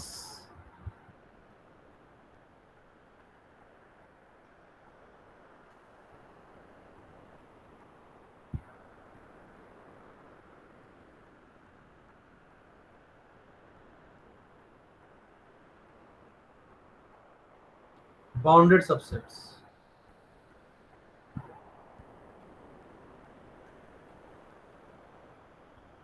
of R. फिर फर्स्ट मैंने भी तुमको बता तो दिया था, बट मैं भूल गया था कि मैंने बाद में लिखा हुआ है ये। चलो कोई बात नहीं, हम साथ में मिलके कर लेते हैं। If a plus b is equals to x plus y is equals to, जो लेक्चर के स्टार्टिंग में बताया वही चीज है, y belongs to b, then a क्या होगा, a plus b is bounded b LUB of a plus b is equals to LUB of a plus LUB of b, C GLB of a plus b is equals to GLB of a plus GLB of b. Okay देखो, एक element add करके मैंने आपको बताया, एक element और एक set, अगर इस पूरे को आप ऐड करोगे तो क्या मिलेगा आपको, 1 यूनिट शिफ्ट हो जाएगा राइट साइड में, तो क्या मिलेगा 2 2 3। इसी तरीके से अगर दो फाइनाइट सेट को अगर आप ऐड करोगे 1 2 3 और यहाँ पे 2 3 5, क्या मिलेगा, एक एलिमेंट को ऐड करना है, पहले 1 को, इस 1 को इन तीनों से ऐड करो, क्या मिलेगा 3 4 6, फिर इस 2 को इन तीनों से ऐड करो, क्या मिलेगा 2 2 4 5 7, फिर इस 3 को इन तीनों से ऐड करो, क्या मिलेगा 6 नहीं 5 6 और ये 8। अब जो है उसको निकाल दो, रिपीट हो रहे हैं वो, 6 रिपीट हो रहा है, 5 रिपीट हो रहा है, और बस मतलब क्या आएगा 3 4, ये भी रिपीट हो रहा है, 5 6 7 और 8। ठीक है, इसी तरीके से अगर दो इंटरवल को ऐड करोगे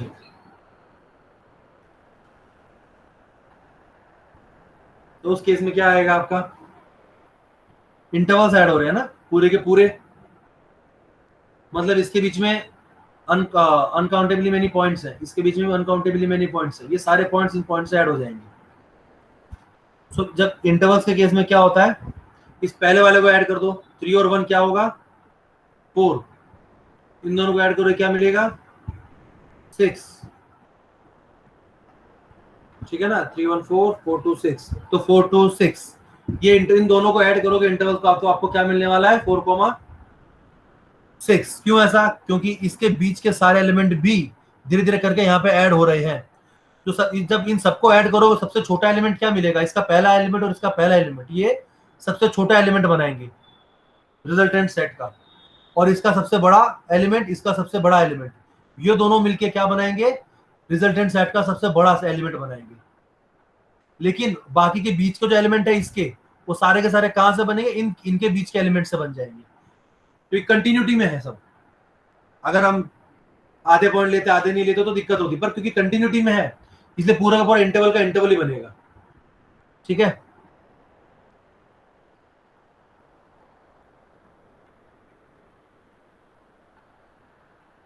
ये क्या हो जाएगा 4 और 6, यहीं पे अगर मैं ओपन कर दूं तो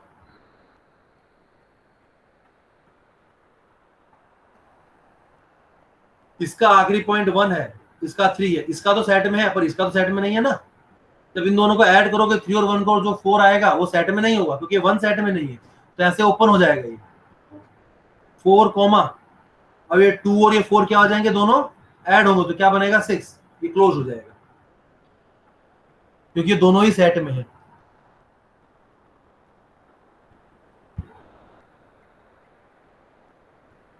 ठीक है, और open open close close, open open बाकी तो कर लोगे आप। इसका 2 का करके देखते हैं, मैं 2 बता देता हूँ। 1 और 2 दो एलिमेंट लेते हैं हम, और इस इंटरवल में ऐड करते हैं, मान लो 3 to 4 में, क्या होगा बताओ?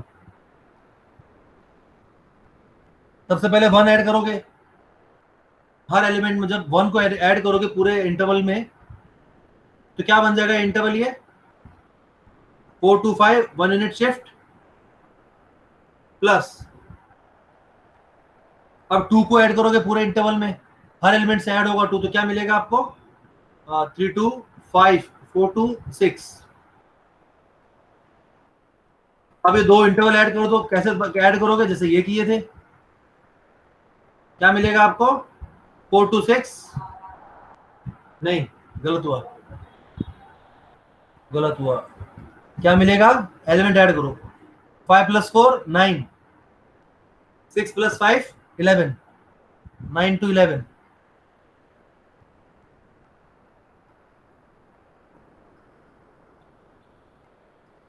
देखो करके देखो, यूनियन नहीं आएगा। यूनियन, मुझे वही एक सेकंड रुको, यूनियन इसके सभी एलिमेंट को ऐड किया, यूनियन आना चाहिए शायद, हाँ यूनियन आएगा, यूनियन आएगा, राइट, अच्छा यूनियन होगा।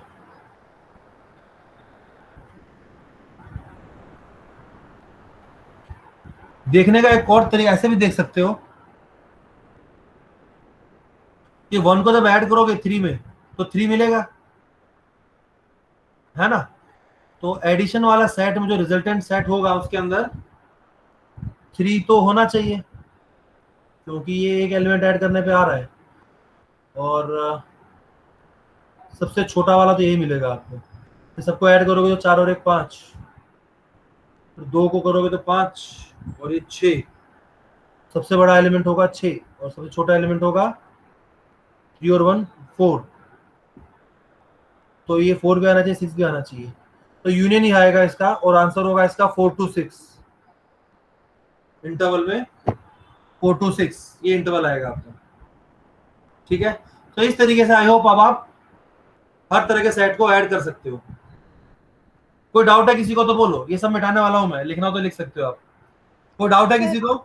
ऊपर वाले में भी 1 to 4 आएगा ना? कहाँ पे? ऊपर 1 से 2 plus 3 से 4 किया है तो ये इसकी बात कर रहे हो? नहीं सर, ये हमने इंटरवल लिया ना 1, 2 और 3, 4, हाँ उसमें भी 1 से 4 आएगा ना? 1 से 4 आएगा, अच्छा ठीक है। अच्छा बताओ, इसको देखते हैं पहले।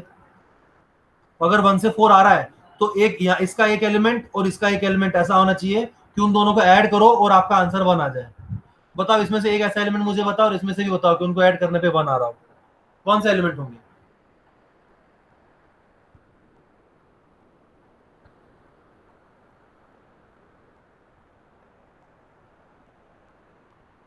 नहीं होगा सर ऐसा तो।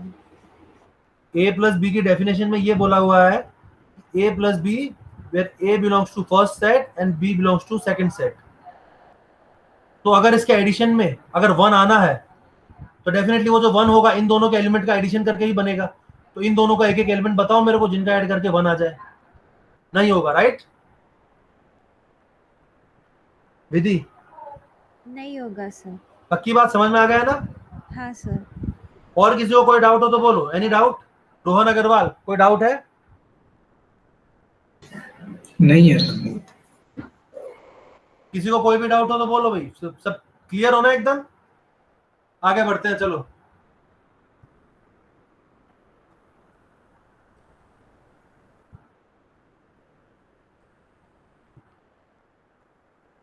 एग्जाम में बहुत बार डायरेक्ट स्टेटमेंट होती है, इसलिए ना ये सब जितनी पॉसिबिलिटी होती है वो बतानी पड़ती है, वो देखनी पड़ती है, इनको याद रखना पड़ता है। एग्जाम में थोड़ी ये सब करके देखोगे आप, इतना टाइम एग्जाम में दोगे तो हो गया एग्जाम क्वालिफाई फिर तो आपका।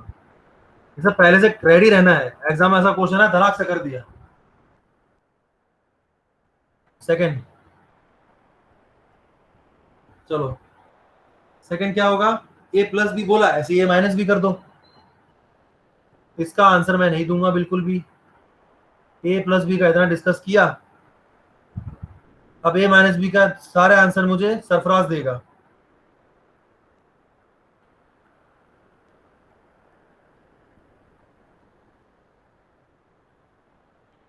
ए माइनस बी क्या होता है, एक्स माइनस वाई। इसके एलिमेंट से इसके एलिमेंट को सब्ट्रैक्ट कर दो, जैसे यहाँ पे इन दोनों के एलिमेंट को ऐड किया था, यहाँ पे सब्ट्रैक्शन करना है, और सब्ट्रैक्शन भी ए के एलिमेंट से बी के एलिमेंट को, बी के एलिमेंट से ए के एलिमेंट को सब्ट्रैक्ट मत कर देना, ठीक है।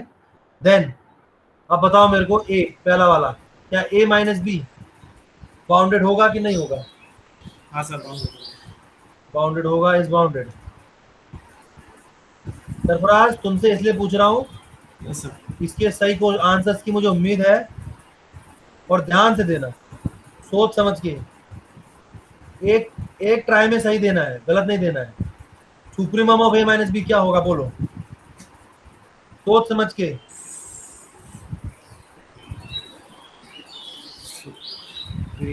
ए माइनस बी सर, मतलब supremum of A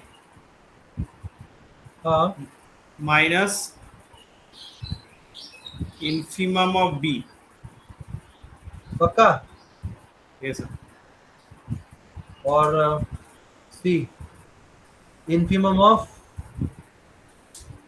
A minus B, ये क्या होगा? ये sir, infimum of A, infimum से अगर हाँ sir, supreme minus supremum of B. Minus होगा प्लस होगा? सर माइनस हो। और सुप्रीमम आएगा, पक्की बात है? हाँ सर,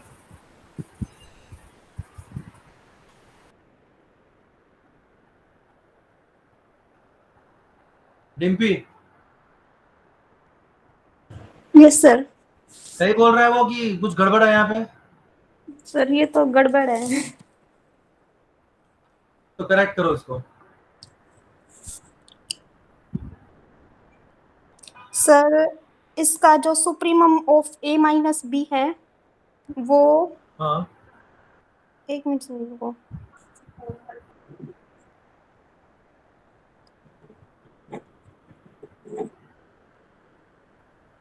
थोड़ा टाइम चाहिए, 1-2 मिनट रखो सर।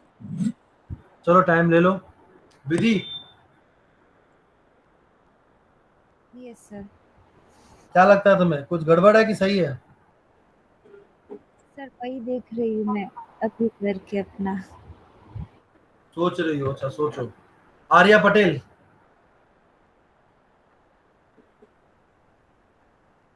सर क्या लगता है तुम्हें? सर बी तो सही लग रहा है, सी का सोचना पड़ेगा। चलो सोचो, करेक्शन करो, मैं वेट करता हूँ भाई 2 मिनट, सब सोचो। आज सरफराज को गलत प्रूफ करना है सबको मिलके, सब अपना जोर लगाओ, क्या होगा बताओ।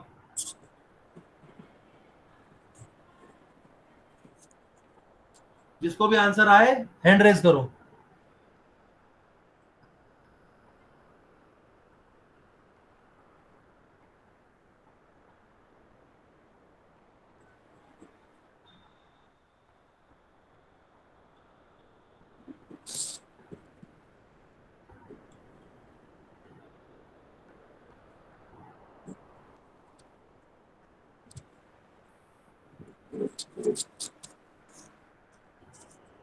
माइक ऑफ करके सोचो भाई, माइक तभी ऑन करो जब तुम्हें आंसर कुछ बोलना हो, तब तक माइक को ऑफ रखो।